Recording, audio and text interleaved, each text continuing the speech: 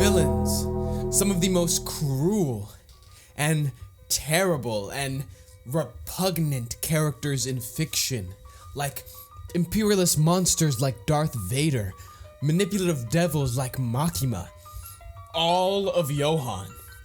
These are some of the worst, most just nasty characters in fiction, but still some of the most memorable, sticking in our mind like a parasite. And in Cartoon Network history, there was only one villain who even matches the heights of the ones I have previously mentioned.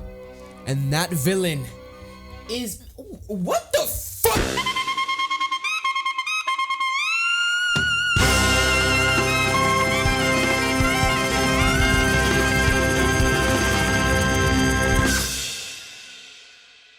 Hey y'all, Chill here. Back emerged from light due to the gems that I come from. What gems? The gems on my teeth, silly, check it out. Yeah! So just me in the future, I want you to, After Effects, perfectly edited grills. Like, they won't even know it's not real. Don't keep this. And before we go into the topic of the video, I actually want to clarify something. I want to make my stance on something.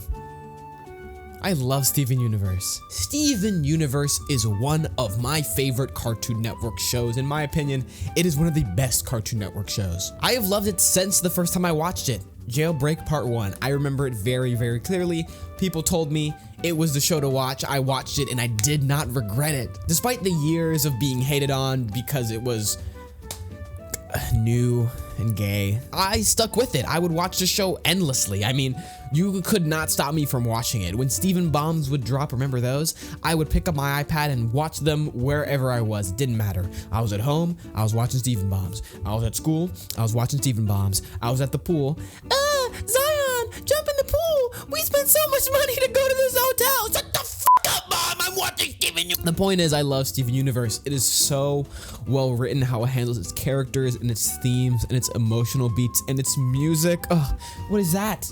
An old video I did talking about the music of Steven Universe. You should definitely check it out after this video. But one of Steven Universe's best aspects, in my opinion, are the antagonists. There are so many great antagonists and villains that I want to figure out in this video which one is the best villain in Steven Universe, in my opinion. Yes, this is a subjective opinion piece, not an objective statement, okay? This is all for fun, and it's not a personal attack if I disagree with you. However, this video is not just for me to talk about which villains I like, but also why we like villains.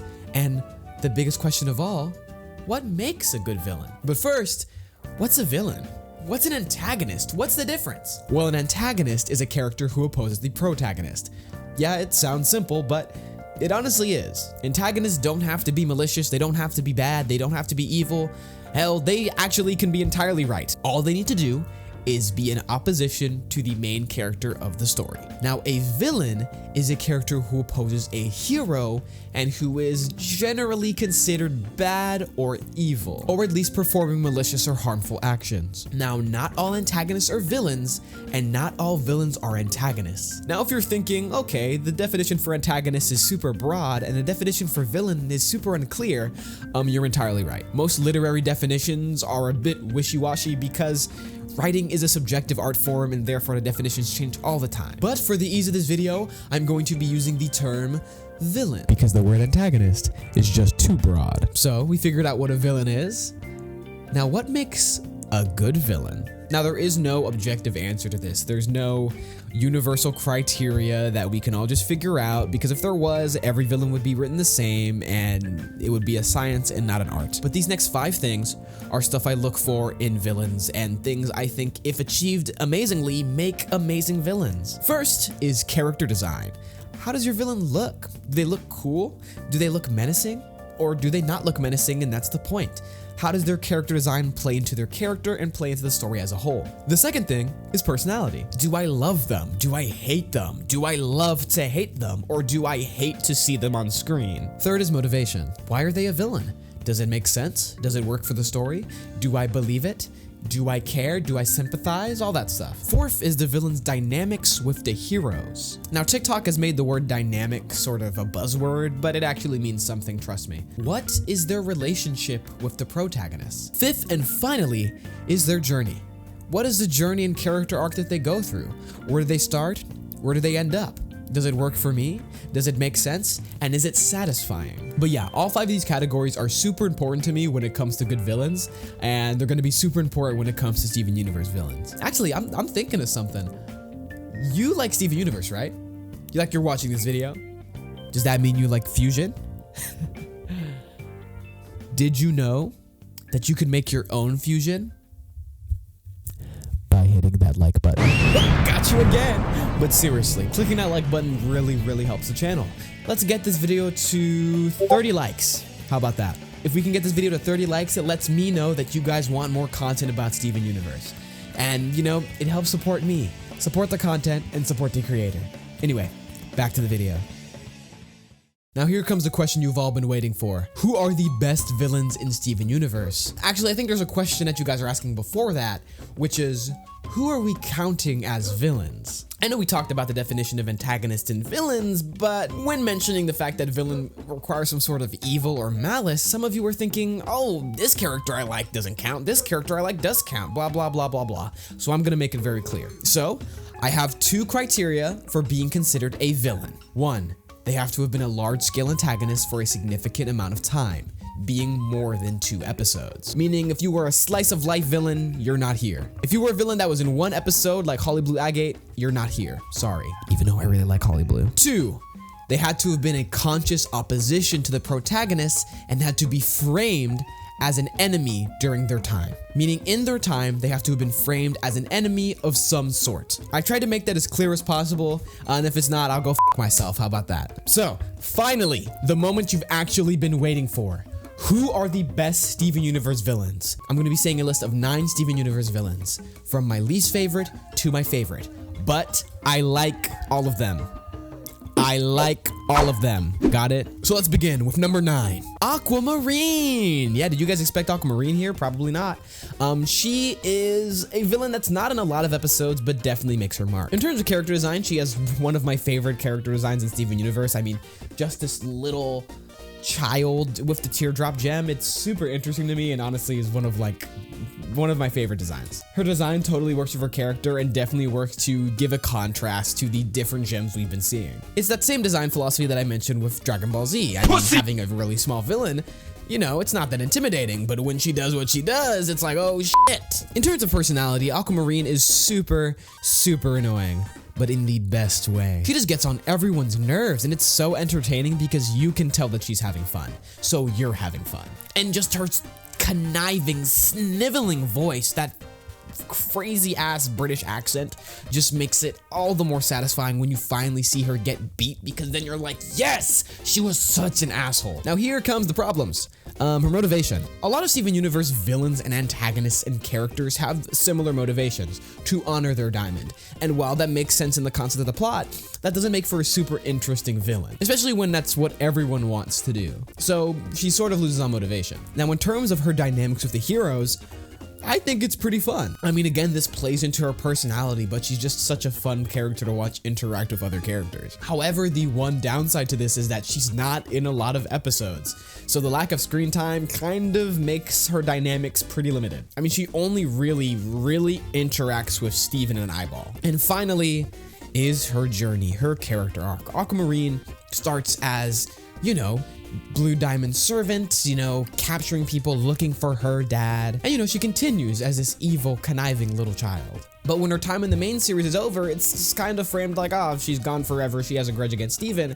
But she comes back in Steven Universe Future, and I'm gonna be honest, I didn't really care about that. It was a funny episode, it was a very funny concept, and the bit was funny, but to end off her character, I did not care one bit. Sorry. Number 8, Yellow Diamond. Okay, listen. Yellow Diamond is the most boring diamond. Okay, but let's just get into the reasons why, okay? Her character design, it's intimidating, it does what it needs to do, it's nothing special, but it's not particularly bad. Her personality, it's also pretty entertaining, it does what it needs to do, it's nothing truly special, but it's not particularly bad. And that's sort of the issue with Yellow Diamond. She's nothing special, but she's not particularly bad. Unlike Aquamarine, who's pretty fun, but has a really boring journey and a lack of screen time, Yellow Diamond is on screen a lot, but she's just sort of, existing. Her motivation of rage is a pretty fun one and is extremely entertaining as the show goes on, but it's not the most interesting one. Yellow Diamond is just generally a pretty boring villain, especially compared to the other two diamonds, which you'll see later on this list. She's not a bad character, but she's not an excellent character. She's really fun to see on screen, but there's nothing more that I can get from her. Sorry if Yellow Diamond is your favorite diamond, but sometimes characters are just okay. Not bad, but not really great. Number 7, Eyeball. Yeah, I know. A surprise. Probably a character some of you didn't think would actually be on this list, but I like Eyeball. I genuinely really like her design. I think having a gem on the eye, you know, like an eye patch it's really cool. I don't know, maybe it's simple, maybe it's just cool factor, maybe I'm basic, but I don't know, it looks cool to me. And her personality, all the Ruby's personalities, every single one in the entire franchise is super fun. And Eyeball does not disappoint, especially as a villain. It's fun as hell. Just having someone who's so hateful and is just so evil and just wants to take revenge for her diamond. It's fun. And her motivation, being driven by revenge, is super interesting and is surprisingly kinda unique for the series. Like, revenge is the main motivation, and it drives Eyeball from the second she's introduced until the very, very end. And it works. It makes sense, and it doesn't come off as annoying or forced. Revenge is a really hard thing to do, but I think when you're going for a more silly, cartoony character like that, you can just go off the rails. And Eyeball's dynamic with Steven is the entire driving force of an amazing episode. So yeah, it's a great dynamic. I would say that Eyeball's lack of interaction with any other cast members sort of is a detriment, but it's not always needed that a villain talks to every single character in the cast. Her main dynamic was with Steven, and it's super fun. However, her journey, it's the same fucking problem Aquamarine had. I don't hate the fusion, by the way. The fusion's fine. This is a fun fusion. It looks ugly, but the bit's funny, like I said. However, as in conclusion to both of these characters, it's not interesting at all to me and not memorable. I don't know, a part of me thinks I was a bit more satisfied with, you know, them just not appearing again. But the bit was funny. I don't know. I like Eyeball, but again, I think a journey that ends a little bit on a flat note does bring her down. However, a character with an amazing journey is number 6, Peridot. Don't kill me. Peridot specifically as a villain. I know we all love Peridot, we all love Peridot as the current side cast member that she is. Let's remember, she started as a villain and was a villain for a good while. Her character design is really, really fun, and like, she's cute as a hero, but as a villain, her limb enhancers are fucking sick. Just how they move, how they function. It's super cool. I really love weird sci-fi tech stuff that doesn't work like normal technology, and the limb enhancers are a perfect example of that. A part of me, I know it would work against her arc, but a part of me kind of wanted her to get new ones. Sorry. Personality. Have you seen Peridot? She is filled to the brim with personality, even as a villain. Hell yes. In terms of motivation, Peridot's major motivation is discovery. She wants to discover new things, along with, you know, supporting the Diamond Empire, but discovery is always her main driving force. She wants to learn stuff, and I think that's super interesting and pretty unique for the other villains in the series. And it also makes her more endearing, because she isn't just doing it to hurt people, she's doing it out of curiosity. And when she does hurt people, and when she doesn't get that she's hurting people, you feel a little bad for her.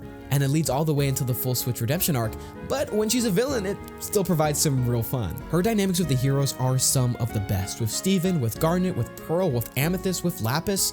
And yes, this is obviously a side effect of her becoming a main cast member, but we still have to consider that she has great dynamics with almost every single character in the series. And a dynamic that is unique with every character of the series. You can pair Peridot with any other character and have a completely different story, unlike with characters like Yellow Diamond or Eyeball or Aquamarine, where if you pair them with, you know, Garnet, Pearl, Amethyst, their interactions might be the same.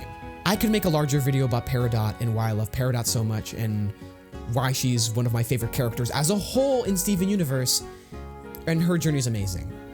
But why is she so low if you love her so much, Chill? That's because as a villain, she sort of ranks low. A lot of my favorite parts of Peridot come after her redemption, and for this list specifically, it just didn't sit right with me to put her on the very top when everything I love about her is after she's a villain, is when she's explicitly heroic. But she's still an amazing and fun villain. Love you, Perry. Number 5, Blue Diamond.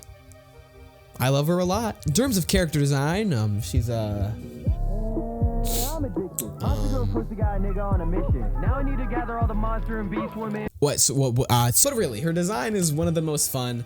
The giant characters in Steven Universe are really, really fun to see, and Blue Diamond is the first one where we really see like the scale of just how big she is. In terms of personality, I know I've said this a lot, but Blue Diamond is once again such a breath of fresh air. Now, every character I talked about before this, during their time as a villain, they were villainous, they were antagonistic, and they were aggressive. Blue Diamond is kind of none of these. She's someone who doesn't immediately resort to violence or aggression. She is calm, she moves mellow, and it works with her character, it makes perfect sense, and it creates such an entertaining time whenever she's on screen. I mean, she's not funny, but you just can't help but want to watch her speak, just the way she moves, her mannerisms. She is excellently written. And her motivation, grief, real grief, it's amazing. From the second she's on screen until the very end, you feel all the emotional turmoil that she went through due to the loss of Pink. And even when she has to acknowledge that some of the issues of the system are her fault, you still feel legitimately bad for her. That's a really good villain. One that you can say has a lot of problems, but you still feel bad for them. That's good, especially when the problems are being a diamond. However, like all the other diamonds, her dynamics are where she is limited a bit. She has an amazing dynamic with Steven. I love watching them interact. However, with everyone else, it's sort of not that great. And it makes sense, you know, the hierarchy means that diamonds kind of see all the other gems just sort of as the same, and therefore they treat them as the same, except when they see like a fusion. However, her journey is one of my favorites. More than any other diamond, her journey feels the most logical, it feels the most natural. Like, we see her in complete grief. We see a mother in grief. It's sad. We want to see her get better emotionally. And when we learn who she is, we want to see her get better morally as well. So eventually, when we reach the finale and the diamonds turn, Blue Diamond especially, it's payoff. Like, it feels real. An unpopular opinion, the diamonds turn to the side of good is more just a turn to the side of Steven, and I think they all work. People get annoyed because they misread the series, or they interpret things that aren't there, or they just want to be mad because it's a cartoon. But I think Blue Diamond's character arc and journey is one of my favorites in the series and feels so natural and so earned. Like, who can't feel sympathy for a mother in grief, even if she was a terrible, terrible mother? Number 4! Okay. I know some of you saw yellow, and some of you saw blue. And some of you are a bit worried. Number 4 is White Diamond. Let me explain. First up, White Diamond's character design eats. It is the best diamond character design. It perfectly communicates everything her character is, her scale, her power, her importance, and it just looks awesome. That's why everyone freaked out when that episode first came out. Talking about freaking out, her personality, the second she is on screen, she controls the scene. And not just because she literally controls people, but because her presence, her aura, how she speaks, how she conducts herself. Like, it is so much fun to watch a villain in Steven Universe that does not let Steven talk. Like, the amount of time Steven has talked to villains, and this time, just for it to not work, it seems simple, but goddamn, it's effective. And her personality just gives so much context to the entire world, and the entire story, and the lore, and everything, and oh, she's just so fun, especially during her times as a villain. I love White Diamond when, you know, in future, but as a villain, she just, she's amazing. Now, in terms of motivation, obviously, all the Diamond's motivations get pretty deep. But White Diamonds gets really deep and really complicated, and I can make an entire video about her, but I actually want to read a quote from Rebecca Sugar themselves. White believes that because her gem channels white light, she's essentially a gem light form all the time. All gems are made of light, and she is light manifest. She sees all gems as her, sees herself in all gems, and judges them as she would judge herself. She believes she is everyone, which is why she speaks for everyone. But the truth behind her identity and powers is that she has no identity at all. She needs other gems to behave as she would. She is very poorly differentiated, and any gem's behavior can be constructed by her as a personal attack if they are not behaving as she would.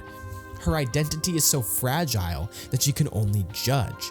If she were to act or feel or want, she would open up herself to her own criticism.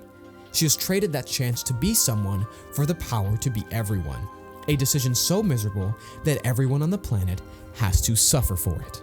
And all of that is expertly communicated in the very, very limited time that we see White Diamond as a villain. And you know what? White Diamond also has the dynamic problem that Yellow and Blue have, where they have an excellent dynamic of Steven, but with everyone else it feels eh. And like I said with Blue, it's logical. But funnily enough, with White, it actually works in benefit to her character.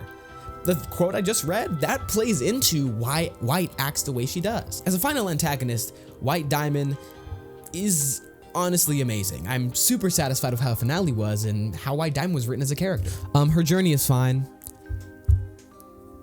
It's alright. I'll say this. Aquamarine, Yellow Diamond, Eyeball, I like them. They're good villains. Peridot, Blue Diamond, White Diamond, I really like them. They're great villains. But these next three, the top three, are, in my opinion, the best villains Steven Universe has to offer. Number 3, Jasper. I know a lot of people probably thought this would be my number 1. I know this is probably a lot of people's number 1, and I know people are gonna be mad, people are gonna be pissy, but I love Jasper.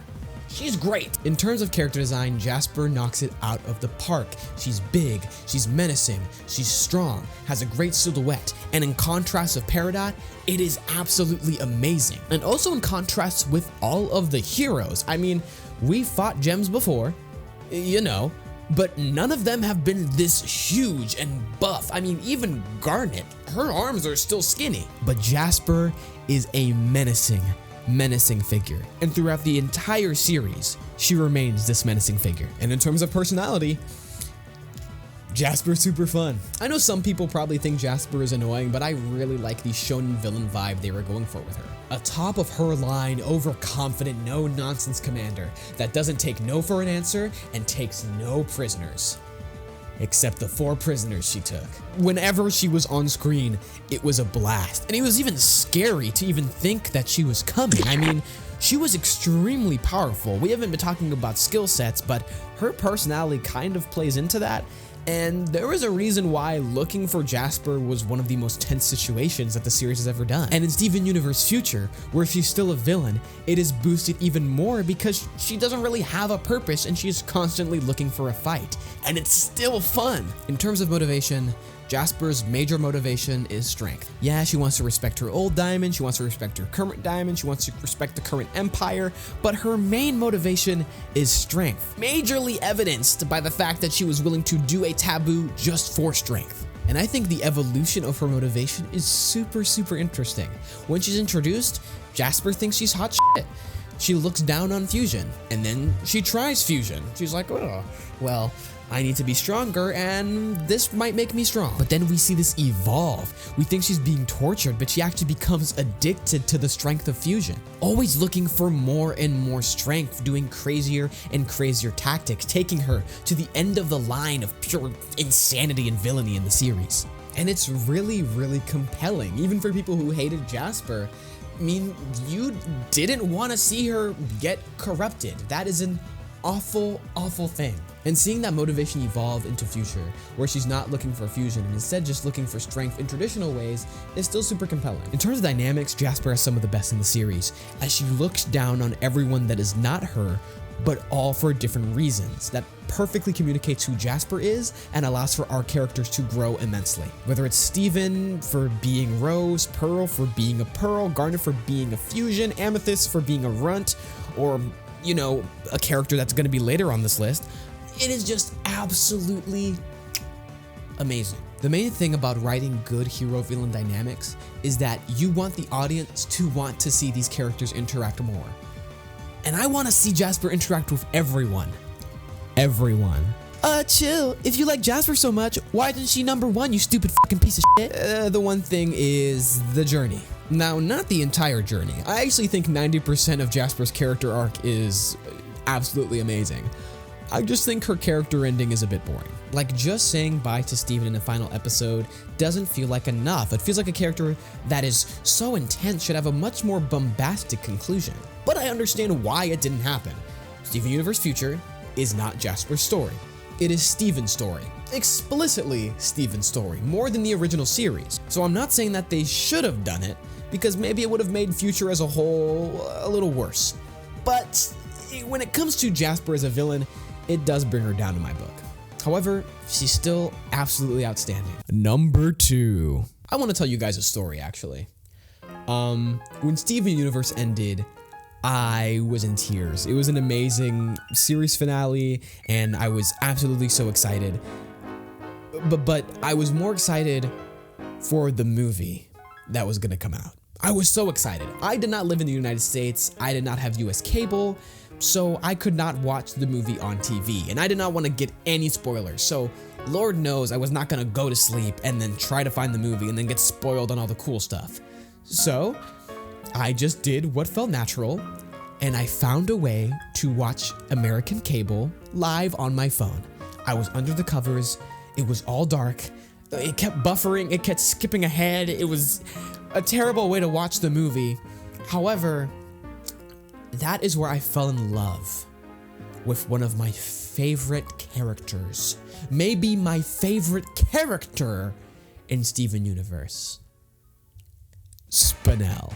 Spinel's character design is super fun. I mean, the aesthetics, the colors, just look of her, the silhouette, but also the inspiration. The rubber hose style, the stretchy arms. I'm a One Piece fan. I love characters that can stretch, and Spinel is exactly that, but with just such a fun villain energy like a Harley Quinn or a Joker. And in terms of personality, holy fucking shit, Spinel's evil personality is probably the most entertaining character in Steven Universe. That's not a joke. That's not an exaggeration. That is my genuine belief. I could watch evil Spinel do anything. It is literally so fun. Whether it is beating up characters, talking shit to characters, or just vibing in the Diamond's place. However, I do want to say, the one thing that puts Spinel at the number 2 instead of the number 1 is this version of her. And I'm probably gonna get some hate, but she is really fucking annoying. Like, I get the point that she's supposed to be annoying to the characters. However, she sort of slips past that and goes into the category where she is annoying to me as an audience member, and that's not good. When making annoying characters, you want to make characters that are annoying to the characters, but not annoying to the audience. But because we empathize with our characters, we can understand their annoyance and, feel for them. But when you make a character that is legitimately annoying to the audience, now I want to see her off the screen. Which is bad because she's there the entire fucking movie. And yes, it is understandable. It communicated very clearly that Steven is annoyed by her, so when we get to the second act climax, it's a big dramatic moment when Spinel's like, do you think I'm annoying? And Steven's like, oh fuck, do I think she's annoying? However, this video is my subjective opinion. And in my subjective opinion, she's annoying as fuck. Get her out of my face. However, in contrast to that, I think her motivation is outstanding. Like, yes, I was slightly annoyed with Spinel when watching the movie. She's annoying as fuck. When you see her backstory, when you see why she's doing what she's doing, you understand. That's a long fucking time to be in a goddamn garden. I don't even like being outside for like 5 minutes. Thousands of years? And it's not only the motivation, but it's the way that this motivation is delivered. Drift Away is one of the best songs in Steven Universe. It is excellently performed, excellently written, and tells an amazing, heart-wrenching story that briefly made me forget that this Spinel fucking annoys the shit out of me. Now, in terms of dynamics with the characters, Spinel's evil form is not in the movie for that long, but she is, again, super entertaining with each character. Because of the rubber hose style and how she is, she can excusably, be this very silly, very out there type of character with everyone, and it doesn't feel like it's lazy. Especially because Spinel doesn't know these people, and she doesn't spend that much time with these people. But I'll be real, I like a villain that's an asshole and is having a great time. And when your dynamic with the characters is I'm gonna be an asshole to you and I'm gonna have a great time, that's so fun to me. And Spinel's journey, in my opinion, is actually really, really good. From where she starts to where she ends up, it's satisfying the entire way. And when she goes at the diamonds, you're like, yeah, that actually makes sense. And then in future, they actually make it even more satisfying by showing you that it's a very nice family dynamic. Like that final fight with Steven, where the fight isn't won by Steven throwing punches or even Steven being like, Spinel, don't be bad. It's through Spinel's own self-realization that she has in retrospect of the entire film. Again, I could make an entire hour-long video on Spinel specifically, but she is one of the best villains that Steven Universe has produced and one of the best villains that Cartoon Network and that Western animation has made in general. And for a villain that is really only a villain for a pretty short movie, a musical on top of that, that's amazing. Spinel is golden when it comes to malicious villains in Steven Universe. And actually, when I first started writing this video, I thought Spinel would be my number one, but it turns out she isn't. So I'd say, let's jump into our number one pick. Number one, Lapis Lazuli. Lapis is a really, really good character, and I know a lot of people are going to come at me and say, Lapis isn't a villain, but based on the criteria that I set out in the video, Lapis is a villain. Specifically from her introduction until I want to say she leaves into space. I say this because Lapis is antagonistic towards the crystal gems and is framed as an enemy that needs to be stopped. But do not misunderstand me. I am not saying that Lapis is evil. Oh, trust me. That fact is actually why she is all the way on the top of this list. First, in terms of character design, Lapis Lazuli has a beautiful character design. All of the character design is centered around her gem placement, which is on her back. A beautiful, beautiful teardrop where the dress is built around it, her wings come out of it, and her hair, the bob she has, it is just amazing. Her first design is really, really good, and her future design is also super, super fun. But we're talking about her as a villain, and this design, this one right here, is peak in my opinion. In terms of personality, Lapis's is very dynamic and very endearing at first, and this mixes with her motivation, but we first interact with her when she is being friends with Steven, and in a show where a lot of people, are kind of confused or dickheads to Steven, this is just really nice to see. Just someone who is plainly, legitimately nice to Steven. But then we see a developed sadness, a developed complexity to her. She feels a variety of emotions and feels a variety of feelings throughout the series, constantly going through ups and downs, and we're just super attached to it the entire time. It's really easy to make a character who is constantly sad and to have that character be super annoying and super mopey, but Lapis is never that. When Lapis is extremely sad, it makes so much sense. She has gone through so much trauma. And when Lapis is happy or when she's making jokes, it feels earned and it feels nice to see the sense of levity. And while yes, her personality takes a bit of a backseat when she becomes a secondary character, I believe during her times as a villain, she is probably one of the most dynamic characters in the cast at the time. Like with everyone during season 1, we saw very clear character traits and character quirks that later developed and flourished into more complex characters as the series went on. However, Lapis was a character who was dropped in with all of this complexity and all of this nuance immediately, and then we learned more about these details, complexities, and nuances. And that, in my opinion, is why her personality works so well and why she's stuck in so many people's minds. And in terms of motivation, I mean, it makes sense. She is a victim. Lapis is 100% a victim. And I'm sorry, to me, this is not bismuth because this actually makes Lapis's character a bit less interesting and Bismuth's character a bit worse. This is just some random person, and Lapis was put into this awful situation and used for war, for imperialist tactics, and she is tired and sick of being used. Everything she does is as a response to trauma, and more than any other villain in this series, it is trauma that is directly inflicted on her. Not trauma that she experienced by losing someone, but trauma she experienced by being affected directly. Like when you think about it, Lapis Lazuli is one of the only major characters in the series who is not directly affected by the loss of Pink Diamond. And in my opinion, that actually works to her benefit. She stands alone as her own character and therefore has to build her own trauma herself, And that just makes it super interesting. And her motivation plus her personality gets you emotionally connected to her character and leads you to question the crystal gems and their morality, which then leads into the further questioning of the world as a whole that the entire series is built off of. In terms of dynamics, every single character Lapis talks to has an amazing dynamic with her.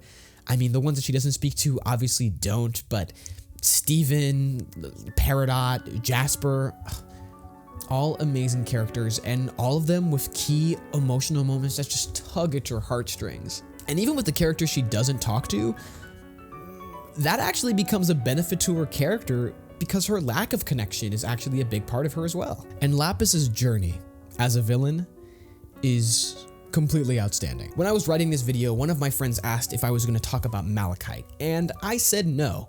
I didn't have that much to say about Malachite as an individual. They looked at me like I was crazy, which to be fair, I am kind of crazy. Who knows? I'm f***ing insane. But I say that because I have a lot more to say about Malachite when it comes to these specific characters that are a part of her. Now, obviously with Jasper, Malachite's arc is very much relative to power and the abuse of power and the desire for power. When it comes to Lapis, it is now a story of trauma, it is now a story of abuse. It is a story that is so complex and so sensitive and so detailed and so expertly written that I really don't think I can do it justice in this video right now. But I will say that Lapis's turn to controlling Malachite and her desire to get more of Malachite makes all the more sense. And while it's shocking, it adds an extra layer of nuance and complexity to a character that could have easily simply been, no, I don't want to do it, that's bad. But she introduces an element of something that's way more complicated, that is way more detailed, that is way more adult in the idea of, I kind of miss this. And Lapis's emotional complexities, emotional nuances, mental health issues, and being sort of a broken character and a broken person plays into her arc. Not just the arc that she has as a villain, but the arc that she has throughout the entire story. Lapis is broken. And we, as the audience, as someone who likes Lapis, as someone who is nice to Steven, as someone that we feel bad for, we want to see Lapis improve. We want to see Lapis get better. And to do that, for someone who started as an antagonist, for someone who started as a villain, from a show that has so many flaws and so many issues, but still keeps its fans coming back and still has its fans adoring it and loving it to no end, myself included, that is amazing. And while it may have shocked you, and while you may not agree with my list here, I will say that in my opinion, for what I value in villains, characters that you love to see, characters that you can connect with, Lapis Lazuli is the best villain in Steven Universe.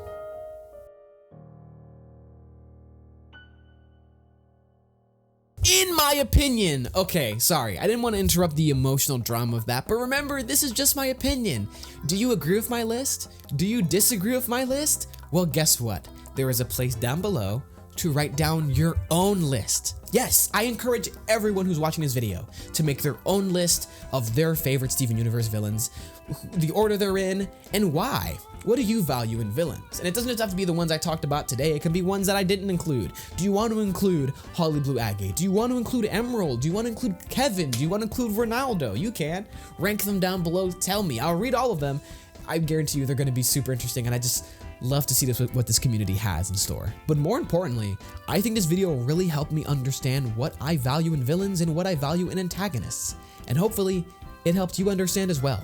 Whether you agreed with me, or whether you disagreed with me, hopefully you got one step further into understanding what makes a good villain for you. But anyway, y'all, thank you for watching the video. I know this video was long as hell, but I really hope all of you enjoyed it. And thank you for watching my Amy video. This video was doing outstanding. I'm completely surprised at how good it's doing.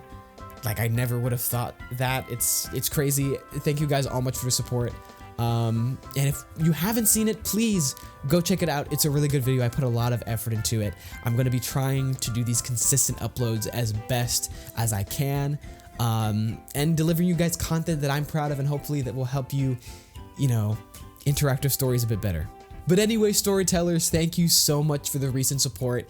I truly appreciate it. Remember, we are a community. That is true.